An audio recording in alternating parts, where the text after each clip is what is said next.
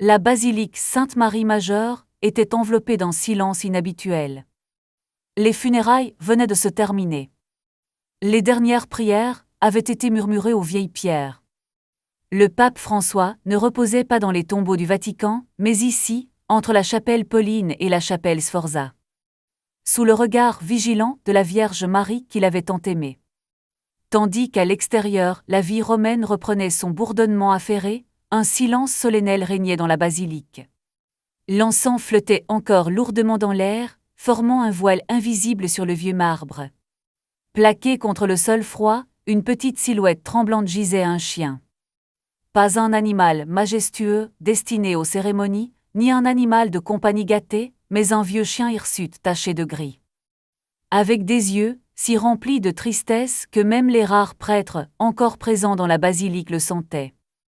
Tout son corps exprimait une loyauté silencieuse et désespérée. La veille, il avait suivi le cortège funèbre, s'était faufilé entre les cordons de velours, les gardes et les foules murmurantes. Personne n'avait eu le séhur de l'arrêter. On avait pensé qu'il repartirait après les obsèques, mais il ne partit pas. Il trouva la tombe et resta. 12 efforts pour l'éloigner échouèrent. Un vieux sacristain lui apporta de l'eau dans une petite écuelle en terre cuite. Une jeune sœur lui tendit un morceau de pain soigneusement enveloppé dans une serviette. Le chien renifla poliment, lécha une fois l'eau, puis retourna résolument à sa place près de la tombe, recroquevillé comme un petit gardien fidèle, refusant d'abandonner son poste. Le temps passa.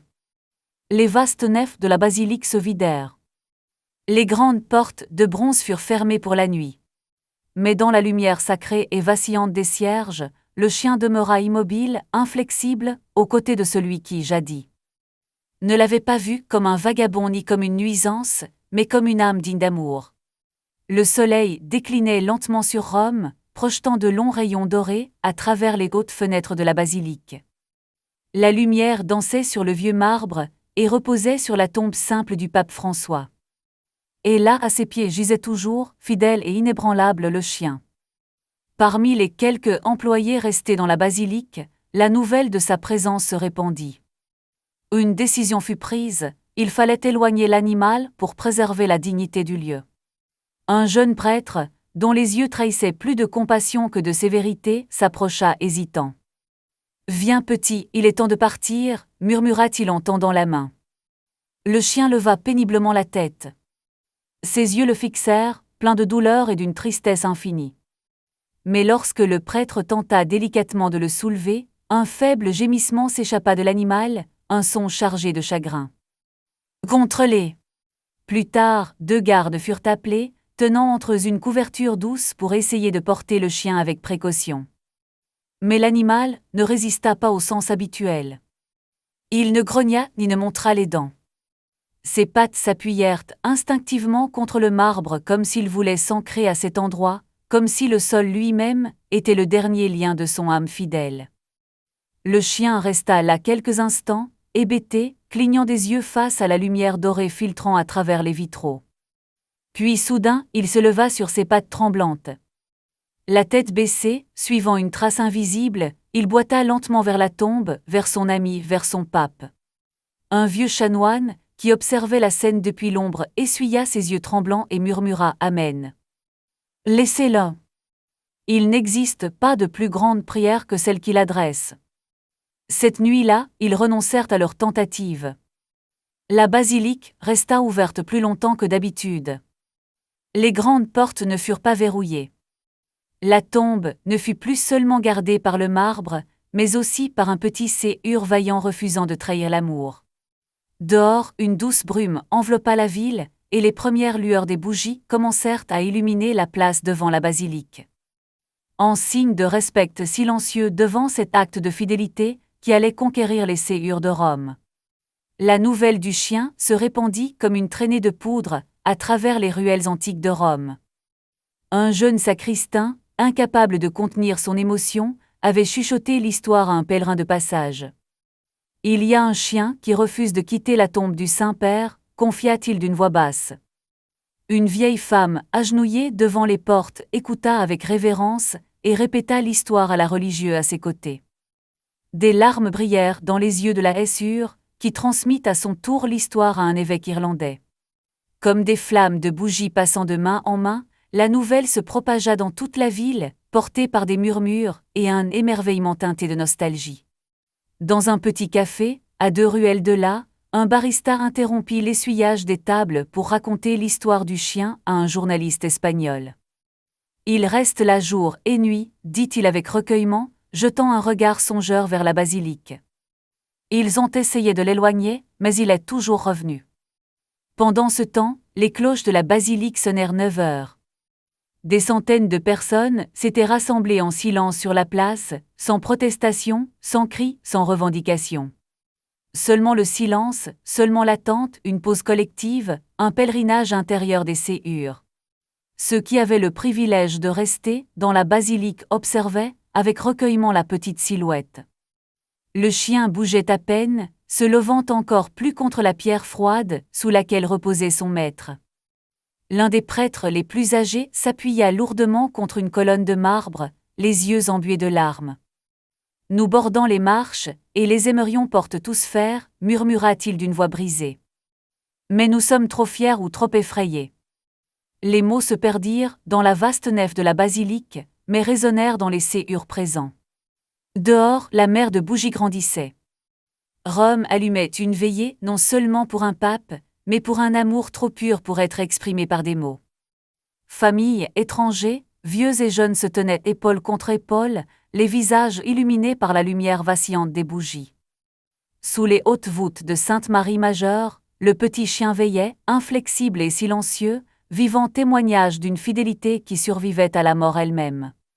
La nuit passa dans un recueillement silencieux. Une brume légère descendit sur la ville, drapant les pavés d'un voile argenté.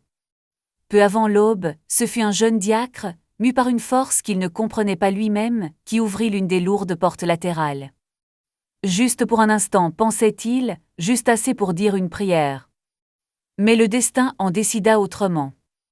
Il n'avait pas prévu la vague humaine qui s'avança respectueusement à l'intérieur. Pas de pas précipités, pas de murmures, juste un silence empreint de révérence. Ils entrèrent sur la pointe des pieds, comme s'ils approchaient quelque chose de bien plus sacré que le marbre ou l'or. Même les enfants, d'ordinaire incapables de rester en place, demeurèrent immobiles, les yeux grands ouverts devant la majesté du moment. Ils le trouvèrent aussitôt, recroquevillé au pied de la tombe.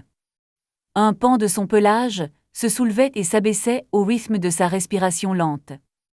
Le chien ne leva pas la tête, ne bougea pas, mais chacun sentit qu'il avait perçu leur présence, comme s'il avait senti l'amour même flotter dans l'air. La première à s'agenouiller fut une vieille femme, un chapelet usé dans ses mains marquées par le travail.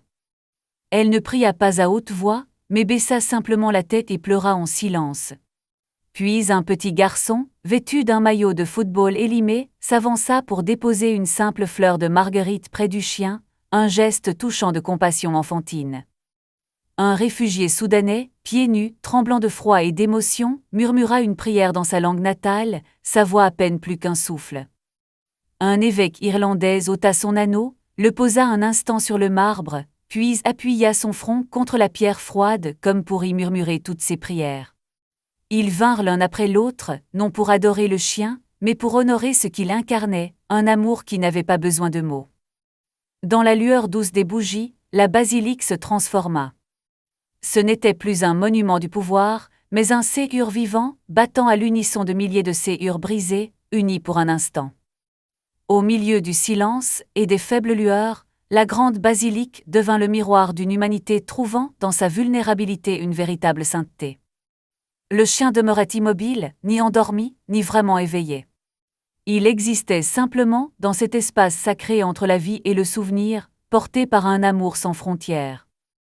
L'air était chargé de prières muettes qui montaient comme de douces brumes entre les hautes colonnes. Et ainsi dans le silence de la basilique, sans trompette, sans discours officiels, sans grande homélie. Une vérité s'éleva, les plus grandes prédications viennent parfois de ceux qui ne peuvent pas parler. Un témoignage plus puissant que tous les mots, exhalé par un petit séhur fidèle qui refusait d'oublier. Avec les premières lueurs du matin, Rome commença à s'éveiller. Les ruelles étroites se remplirent lentement de vie. Les marchands de rue installaient leurs étals, et les cloches des petites églises sonnaient les messes matinales. Mais devant la basilique Sainte-Marie-Majeure, un autre type de silence régnait sur la place. Les passants ralentissaient, baissaient la voix en voyant les bougies et l'assemblée silencieuse. Même leurs pas se faisaient plus discrets, presque révérencieux, en passant devant les portes. À l'intérieur de la basilique, une nouvelle vie s'éveillait timidement. Les ouvriers commencèrent à balayer. Les prêtres ajustaient doucement leurs ornements. Les guides se préparaient à accueillir les visiteurs. Mais tous le faisaient, avec une précaution inhabituelle, comme s'ils craignaient de briser la fragile atmosphère. Quelque chose avait changé. L'air était imprégné d'une gravité sacrée. Chaque mouvement était accompagné d'une hésitation imperceptible. Et toujours, le petit chien demeurait recroquevillé au pied de la tombe. Une modeste touffe de vie ébouriffée, et pourtant il réunissait dans son être les séhures de milliers de personnes. Son corps était faible, sa respiration légère, mais la détermination de rester brûlait avec force dans sa petite silhouette. Un groupe de cardinaux s'était rassemblé près de la chapelle Sforza. Leurs robes pourpres formaient une tache vive sous la lumière dorée du matin qui filtrait par les hautes fenêtres. Leur voix était basse, mais l'urgence perçait sous leurs paroles. « Il ne peut pas rester ici éternellement, dit l'un d'eux, le front plissé d'inquiétude. Cela ne se fait pas. Un autre acquiesça. La basilique est un lieu d'ordre et de tradition. Mais le cardinal Montini, l'un des plus anciens, un homme qui avait connu personnellement le pape François, secoua lentement la tête. « Et qu'est-ce » demanda-t-il d'une voix calme et ferme. « Qu'est-ce qui est plus grand que l'ordre et la tradition, sinon un amour qui refuse d'abandonner ?» Un silence tomba sur le groupe. Sous toutes les couches de protocole et d'orgueil, ils connaissaient la vérité. Aujourd'hui, il ne s'agissait pas de règles. Aujourd'hui, il s'agissait de ce que le séhur comprenait bien avant que l'esprit puisse le saisir. Le recteur de la basilique, un homme discret aux yeux graves, s'approcha. D'un simple signe de tête, il donna l'ordre le plus simple, laissez-le rester aussi longtemps qu'il le voudra. Dehors, la foule se pressait contre les grilles de fer. Ils n'étaient pas venus pour exiger ou protester. Ils étaient venus pour prier, pour pleurer, pour simplement être présents. Des journalistes du monde entier s'étaient mêlés aux pèlerins, leurs caméras braquées sur le grand portail. Les titres circulaient déjà, le chien qui refuse de quitter la tombe du pape François émeut le monde aux larmes. À l'intérieur, sous les arches vénérables de Sainte-Marie-Majeure, le petit chien se retournait dans son sommeil, rêvant peut-être de mains chaleureuses qui le caressaient.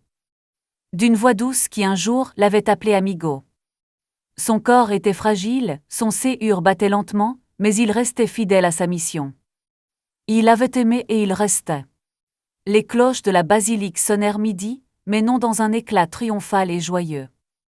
Elles résonnèrent en coups lents et solennels, faisant frémir l'air romain.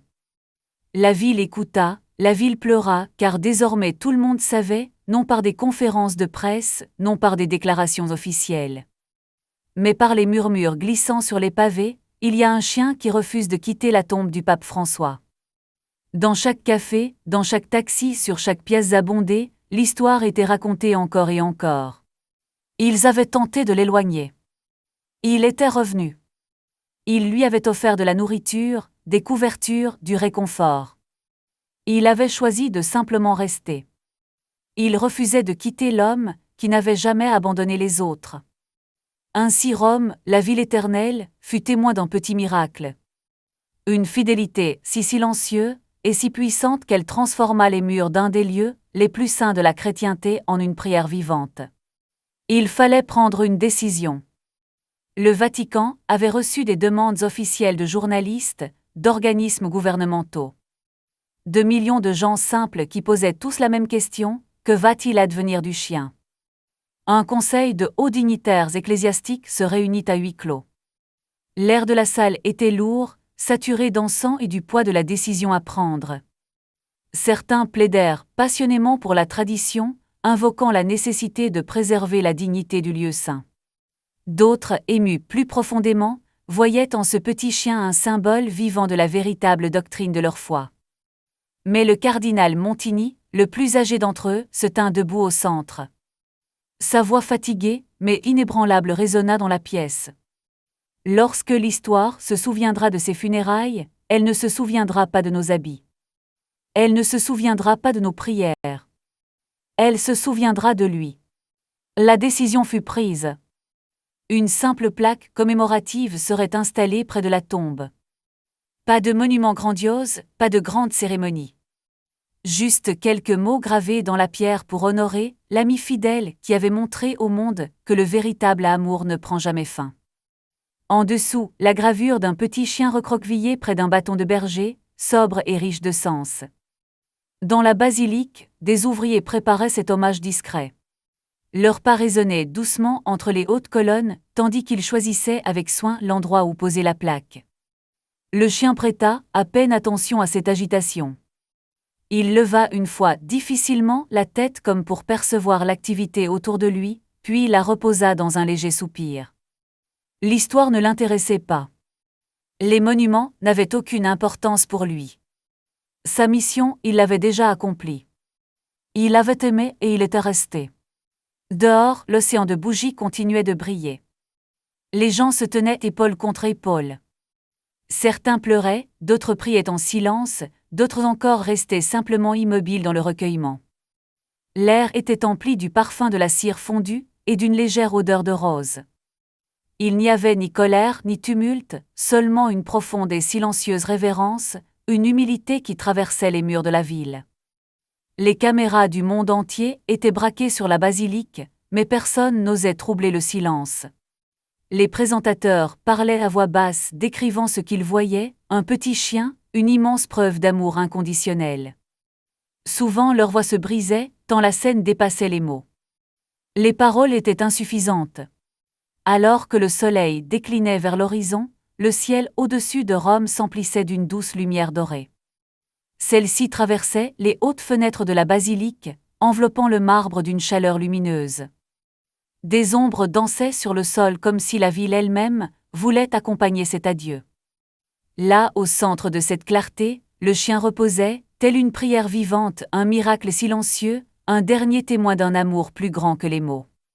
Tard dans la soirée, le cardinal Montigny s'approcha une dernière fois de la tombe. Son pas était lent, presque hésitant. Il s'agenouilla près du chien, posa doucement une main sur son pelage ébouriffé et ferma les yeux un instant. « Merci, murmura-t-il, à peine audible mais avec une ferveur infinie. Merci pour une leçon qu'aucune homélie au monde n'aurait su mieux enseigner. » Le chien ne bougea pas, mais peut-être, quelque part au fond de sa conscience vacillante, ressentit-il les mots, sentit-il la main, perçut-il l'amour. Peut-être comprit-il que sa mission était accomplie. Dans la nuit qui suivit, le chien ferma les yeux pour l'éternité. Aucun gémissement. Aucun tremblement. Il partit comme il avait vécu, en silence, avec fidélité dans l'amour. Un petit mouvement, un dernier soupir, puis le silence.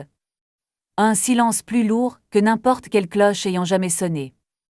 Au matin, les prêtres le trouvèrent paisiblement recroquevillé, la tête légèrement relevée comme s'il écoutait une voix lointaine.